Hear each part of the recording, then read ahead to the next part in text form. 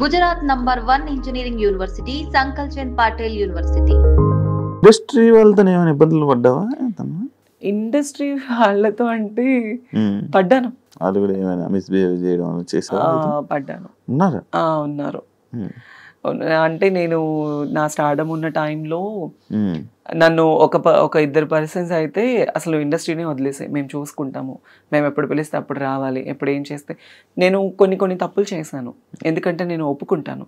ఎలాంటి తప్పులు అంటే, మా నాన్న ఆ టైంలో బాలేని టైంలో, అతని హెల్త్ కండిషన్ బాలేని టైంలో చేతిలో రూపాయి లేదు. వేరే ఇండస్ట్రీ పర్సన్స్ నాకు నేను హెల్ప్ చేస్తాను అది ఇది అనడం వల్ల నేను తల వంచుకోవాల్సి వచ్చింది. కానీ అదే నాకు చాలా ప్రాబ్లం కూడా అయింది ఆ టైంలో. నువ్వు నాతోనే ఉండాలి, నన్ను కొట్టడము, నన్ను తిట్టడము, పర్సనల్లీ ఫోన్లో హెరాస్మెంట్ చేయడము చాలా జరిగాయి. కానీ అది బయట చెప్పుకుంటే మా అమ్మ వాళ్ళు బాధపడతారు. ఈవెన్ నా ట్రాన్స్ఫర్మేషన్ టైంలో కూడా మా అమ్మ వాళ్ళకి ఏది తెలీదు, వాళ్ళు ఎక్కడ బాధపడతారు చెప్తే. మా అమ్మ చచ్చిపోయేది నా ట్రాన్స్ఫర్మేషన్ గురించి తెలిసి. ఎందుకు వాళ్ళ పేరెంట్స్ని ఇబ్బంది పెట్టకూడదు. షూటింగ్లో ఉన్నానమ్మా, నేను పలానా షూట్లో ఉన్నాను, పలానా ఊర్లో ఉన్నాను, ఇప్పుడు మాట్లాడలేను అని కవర్ చేసుకునేదాన్ని వాళ్ళకి చెప్పకుండా. వాళ్ళు ఎవరైతే నేను ఇబ్బంది పెట్టారు ఇండస్ట్రీ వాళ్ళే, ఇండస్ట్రీలోనే ఒక మంచి పెద్ద హోదాలో ఉన్న వాళ్ళే.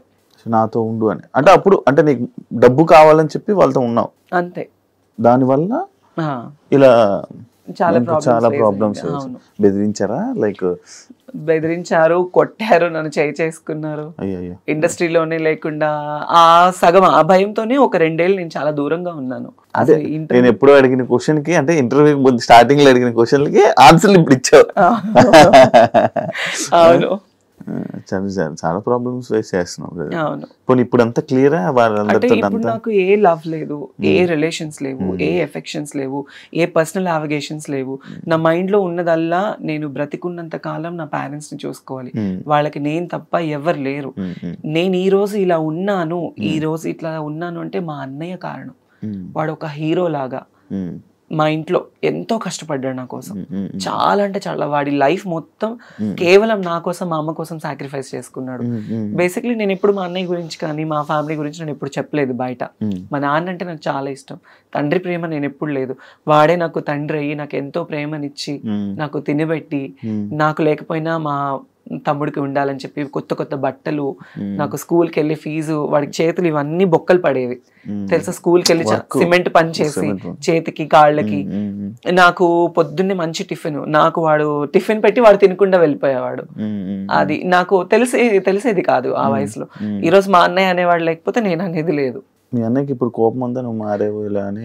కోపం అంటే ఉంటది, కానీ బయటపడ్డు, ఎప్పుడు బయటపడ్డు. మంచిగా ఉంటున్నాడా? ఉంటాడు, మంచిగానే ఉంటాడు. ఇంటికి వెళ్ళినప్పుడు అంటే ఎక్కువ నేనే మాట్లాడి ధైర్యం చేయను. ఎప్పుడు నేను ఫ్యామిలీ ఫంక్షన్స్ కి వెళ్ళాలన్నా నాకు ఒక బాధ ఉంటుంది. అందరూ చూసేవాళ్ళు ఇప్పుడు నాకు ఈ జబర్దస్త్ పేరు ఉందని అనుకుంటారు, ఈ పేరుంది, ఆ పలానా అమ్మాయి టీవీలో చూస్తాము, ఆ వేలో వెళ్ళిపోతుంది. ఒకవేళ నాకు ఇదే లేకపోతే తను అదిరా, తను ఇదిరా, తను మారిపోయింది. మా ఇంట్లో నేను ట్రాన్స్ఫర్మ్ అయిన తర్వాత మా అమ్మని చాలా సూటిపోటి మాటలతో బాధ పెట్టిన వాళ్ళు ఉన్నారు. చాలా. మా అమ్మ వాళ్ళు బాధపడకూడదు నా వల్ల. నేనున్న ప్రొఫెషన్ లో మా అమ్మ వాళ్ళు గర్వంగా ఉండాలి అనుకున్నాను. అట్లీస్ట్ సరైన చీర కట్టుకోవడానికి లేకపోతే మా అమ్మకి సొంత వాళ్ళే ఇవ్వలేని పరిస్థితుల్లో నేను అవన్నీ నా మైండ్ లో ఉండేవి.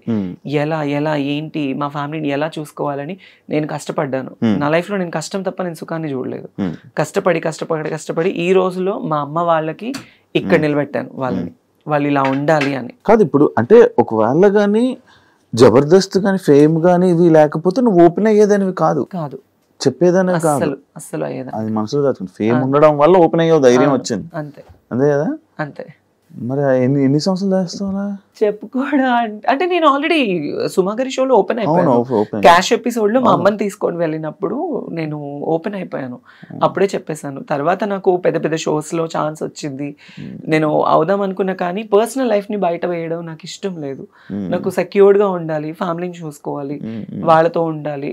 ఇంతే, నేను వేరే వాటిల్లో వెళ్ళలేను. వెళ్ళినా యాక్సెప్టెన్స్ ఉండదు, ఎక్కడికి వెళ్ళినా చీటింగ్. నన్ను లిటరల్లీ నా ఫ్రెండ్స్ బాగా చీట్ చేశారు, నమ్మిన వాళ్ళు చీట్ చేశారు, ఫ్యామిలీ చీట్ చేశారు, ఇండస్ట్రీ వాళ్ళు చీట్ చేశారు. ఏ రోజు ఒక్కళ్ళు కూడా మేమున్నాము అన్న వాళ్ళు లేరు నాకు.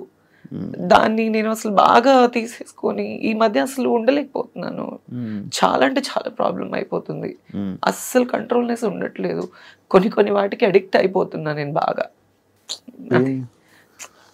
అవ్వట్లేదు నాకు. నేను ఇంటికి వెళ్ళాలన్నా వెళ్ళలేకపోతున్నాను. ఫ్యామిలీతో కొంచెం మనశ్శాంతిగా మాట్లాడాలన్నా మాట్లాడలేకపోతున్నాను. నా ప్రాబ్లం ఇది అని చెప్పడానికి కూడా లేదు. నన్ను చూసుకునే పర్సన్స్ లేరు.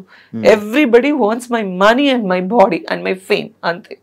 They don't need any affections. అరే వాళ్ళకి ఒక మనసు ఉంటుంది అనేది కూడా ఎవరు లేరు. ఇప్పుడు చాలా మంది అనుకోవచ్చు, నీకేమి బయట షోస్ చేస్తున్నావు, తిరుగుతున్నావు, నీకు చాలా మంది ఫాలోయింగ్. అఫ్ కోర్స్ నాకు ఫాలోయింగ్ ఉంది. నాకు ప్రపోజ్ చేసిన వాళ్ళు ఉన్నారు, నాకు వెంట తిరిగిన వాళ్ళు ఉన్నారు. వాళ్ళు ఏ రోజు వచ్చి మనకు ఒక ముద్ద అన్నం పెట్టరే, మన ఫ్యామిలీని చూసుకోరే. సో వద్దు, ఇక ఇప్పటి వరకు పడింది చాలు. ఇప్పటి నుంచి అన్నా కొద్ది గొప్ప ఫ్యామిలీని చూసుకోవాలి. ఈ లవ్కి కానీ నేనైతే ఒక మాట అందరికీ చెప్పాలనుకుంటున్నాను, లవ్ అనేది చాలా ట్రాష్ ఈ రోజుల్లో. తెలిసి వాళ్ళ దగ్గరికి వెళ్ళి వాళ్ళ ప్రేమని మనం తీసుకొని డబ్బు పరంగా మోసపోయి మన ప్రాణాలు పోగొట్టుకొని అంత అవసరం లేదు. మంచోళ్ళు చెడ్డోళ్ళు మన కన్నా తల్లిదండ్రులే బెటర్. ఎందుకంటే కడుపులో నుంచి వచ్చిన బిడ్డని పోగొట్టుకోలేరు కదా ఎవరు. అది మన దగ్గర ఉన్నా లేకపోయినా చచ్చిపోతే పారేస్తారు వాళ్ళు, బయట వాళ్ళు ఎవరు పారేయరు. కానీ తల్లిదండ్రులే అరే నా బిడ్డ అన్న ఒక ఇదితో పారేస్తారు, బయట వాళ్ళు ఎవరు పారేరు. తెలియని ఈ టైంలో ఈ లవ్ అఫెక్షన్స్ కి దగ్గర అయిపోయి లైఫ్ ని పాడు చేసుకోవద్దు ఎవరు. ఇప్పుడు జరుగుతున్న సిచ్యువేషన్స్ అన్ని చూస్తుంటే అది పెళ్లి చేసుకోవాలంటేనే భయం వేస్తుంది. అవును, మొన్న ఒక ఇష్యూ అయింది, ఆ అమ్మాయి ప్రెగ్నెంట్ అమ్మాయి రేపు. అవును ఒక ఇష్యూ. చిన్న పిల్లల్ని ఈ రోజుల్లో వదలట్లేదు శివ, చిన్న పిల్లల్ని వదలట్లేదు. గోరి కూడా వేరే అమ్మాయిని పెళ్లి చేసుకున్నా చూసా. నాకు అసలు అదంతా దరిద్రం అంటే అంత దరిద్రం. అది రియాక్ట్ అవ్వాలి అనుకోలేదు ఇప్పుడు. నాకు అసలు ఆ టాపిక్ మీద రియాక్ట్ అవ్వాలి, నాకు అసలు అంత చిరాకు వచ్చేసింది అది చూడండి. ఇప్పుడు తను అఘోరి, ఓకే, తను ఒక విషయంలో బాగా వైరల్ అయిపోయింది. తను ఒక ట్రాన్స్ అన్నప్పుడు మరి ఒక అమ్మాయిని ఎందుకు పెళ్లి చేసుకోవాలి? అఘోరి సాధువులు అంటే వాళ్ళకి జీవితంలో ఏది ఉండదు, సంసార సుఖాలు ఉండదు, భోగభాగ్యాలు ఉండవు, ఏది ఉండదు. వాళ్ళ జీవితాన్ని దేవుడికి అంకితం చేసుకున్న వాళ్ళని అఘోరీలు అంటారు. ఈవిడేం అఘోరియో నాకు తెలియదు, కానీ కారులో తిరుగుతుంది, ఫోన్లు మాట్లాడుతుంది, బూతులు తిడుతుంది, సిగరెట్లు తాగుతుంది, అన్ని ఉంటుంది. మళ్ళీ ఆడదాన్ని పెళ్లి చేసుకోవడం ఎంత దరిద్రం అంటే, ఎంత సిగ్గుచేటు అంటే అంత సిగ్గుచేటు అది. సో దాని మీద అసలు నాకు మాట్లాడాలన్న థాటే లేదు. ఆ టాపిక్ వినాలన్నా కూడా అసహ్యంగా ఉంది. ఇప్పుడు అమ్మాయి లైఫ్ స్పాయిల్ కదా. ఆ అమ్మాయి ఏం చూసి లవ్ చేసిందో తెలియదు నాకు. అది తన లైఫ్ స్పాయిల్ అంటే ఏమో వాళ్ళకి ఏమి ఉన్నాయో మరి, అంతే. నార్మల్ నీ ప్రాబ్లమ్స్ ఎవరితో షేర్ చేసుకుంటా ఉంటావు? నేను అసలు ఎవరితో షేర్ చేసుకోను. ఎప్పుడు ప్రాబ్లమ్స్ అనేది షేర్ చేసుకునే పర్సన్సే లేరు నాకు. ఎప్పుడు నా పర్సనల్ ప్రాబ్లం అనేది నా ఫ్యామిలీ దాకా వెళ్ళనివ్వను నేను. వాళ్ళ ప్రాబ్లమ్స్ నేను తెలుసుకుని వాళ్ళకి నేను తోడుగా ఉంటాను, కానీ నేను ఈ విషయంలో బాధపడుతున్నాను అని వాళ్ళ దాకా వెళ్ళనివ్వను. అది మరి ఇప్పుడు ప్రాబ్లమ్స్ పక్క వాళ్ళకి షేర్ చేసుకోకపోతే కష్టం కదా, అంటే చూసేవాళ్ళు లేకపోతే ఇబ్బంది. కష్టమే, అంతదాకా ఎందుకు. రీసెంట్లీ నాకు సర్జరీ టైంలో, ఐ మీన్ నేను ఒక సర్జరీ అయింది నాకు రీసెంట్లీ, అంటే నడుముకి సైడ్ నార్మల్గా నాకు ఒక సర్జరీ అయింది. ఆ సర్జరీ టైంలో నన్ను చూసుకునే వాళ్ళే లేరు. ట్రాన్స్ కమ్యూనిటీస్లో రమ్య గారు అని ఒక ఆవిడ ఉన్నారు. ఆవిడ చాలా మంచి పర్సన్. ఆవిడ వచ్చి ఆ రోజు నాతో ఉండి నన్ను తీసుకువెళ్ళిన తర్వాత, నాకు బెస్ట్ ఫ్రెండ్ సైదుల్ రెడ్డి, తను ఒక 10 years నుంచి ఫ్రెండ్, సైదుల్ రెడ్డి అని, నా ఇంట్లోనే ఉంటాడు అనమాట. ఇప్పుడు ఈ హైదరాబాద్ లో తను నేను కలిసి ఉంటాము. తనకి నాకు కూడా చిన్న క్లాషెస్ రావడము, అప్పటి నుంచి నన్ను ఎవరు పట్టించుకోలేదన్నమాట. ఆ రమ్య గారు అనే ఆవిడే నన్ను చూసుకున్నారు. 1 day వచ్చి చూసుకున్నారు. సర్జరీ అయిన తర్వాత ఇంట్లో డ్రాప్ చేసి వెళ్ళిపోయారు. నా అనుకున్న వాళ్ళు ఎవరు లేరు ఆ టైంలో. అట్లీస్ట్ నన్ను చూడటానికి వచ్చి నాకు హెల్ప్ చేసిన వాళ్ళు కూడా ఎవరు లేరు. ఎలా ఉంది అని ఎప్పుడు లేదు, ఎవరు లేరు. బెస్ట్ ఫ్రెండ్ జబర్దస్త్లో నాకు ఒకప్పుడు బెస్ట్ ఫ్రెండ్ అంటే ఫ్రెండ్స్ కూడా లేదా? ఉన్నారు, లేరని చెప్ప. నాకు ఇప్పుడైతే, ఒకప్పుడు చెప్పాను, నాకు ది బెస్ట్ ఎవరంటే నూకరాజ్ గాడు, ఇమాన్యుయల్, వాళ్ళిద్దరే నాకు ఇప్పుడు. అంటే నేను నా ప్రాబ్లమ్స్ ఏం షేర్ చేసుకోను. అరే నాకు 10,000 కావాలి, ఒక 20,000 కావాలంటే టక్కుని కొడతాడు ఇమాన్యుయల్ కానీ నూకరాజ్ కానీ. నాకు ఇంకా చాలా అంటే చాలా ఫ్రెండ్స్. ఇంకా నన్ను అక్క అక్క అని పిలుస్తారు, తిట్టుకోవడము, చాలా ఎక్కువ రెగ్యులర్ షోస్ చేస్తూ ఉండడము. నేను ఇప్పుడు నూక్రాస్ టీమ్ లోనే చేస్తున్నా కదా, నాకు ది బెస్ట్ ఫ్రెండ్స్ వాళ్ళిద్దరు.